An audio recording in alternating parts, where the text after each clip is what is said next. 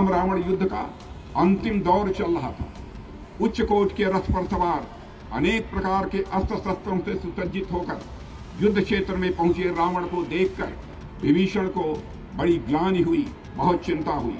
रावण रथी विरथ रघुवीरा देख विभीषण भयउ अधीरा, यानी विभीषण बड़े चिंतित हुए, क्योंकि राम के पास न ही उच्च कोट का कोई रथ था और न ही किसी प्रकार का कोई कवच। विभीषण के मन में सवाल उठता है कि राम इस तरह युद्ध में रावण का सामना कैसे कर सकेंगे, वे युद्ध कैसे जीत पाएंगे। इसी चिंता के साथ वह राम के पास जाते हैं। राम तो राम हैं। उन्होंने विभीषण की स्थिति समझते हुए मुस्कुराते हुए उनसे कहा, रावण के पास भले ही विशाल रथ और अस्त्र शस्त्र हैं, पर वे विजय वाले नहीं हैं। केवल भौतिक संसाधन ही किसी की विजय सुनिश्चित नहीं करते हैं। उसके लिए कुछ और चाहिए होता है जो हमारे पास है, और इसलिए निश्चित ही जीत हम सब की होगी। अब वह और कुछ राम के पास क्या था जिन पर राम को इतना भरोसा था। गोस्वामी तुलसीदास जी कुछ चौपाइयों में उसका बहुत सुंदर वर्णन करते हैं, जिन्हें मैं आपके सामने रखना चाहूंगा।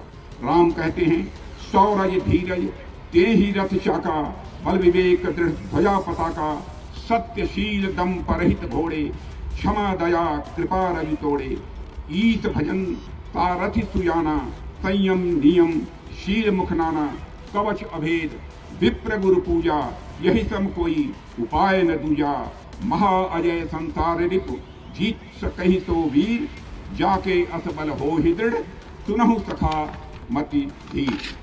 यानी हमारे पास जो रथ है, शौर्य और धौर्य, सैफ शौर्य और धैर्य, उस विजय रथ के पहिए, विवेक और दृढ़ता की उसमें ध्वजा पताका लगी हुई है। सत्यशील आत्मनिग्रह और परहित, ये चार उस रथ के घोड़े हैं जो क्षमा दया और कृपा रूपी रस्सियों से संचालित हैं। ईश्वर का ध्यान उस रथ का सारथी है।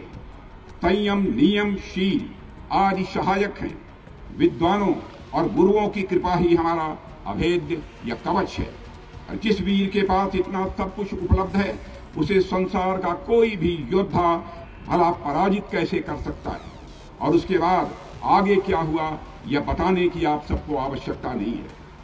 ठीक उसी प्रकार आज जब हमारे देश के अनेक साइंटिस्ट, एकेडमिशियंस, इंजीनियर्स, मैसनिस्ट और अन्य कर्मियों के धैर्य, शौर्य, तपस्या और समर्पण से निर्मित यह विजय रथ हमारी वायु सेना में शामिल हो रहा है, तो कोई प्रश्न नहीं उठता कि यह किसी भी परिस्थिति में विजय हासिल न कर सके।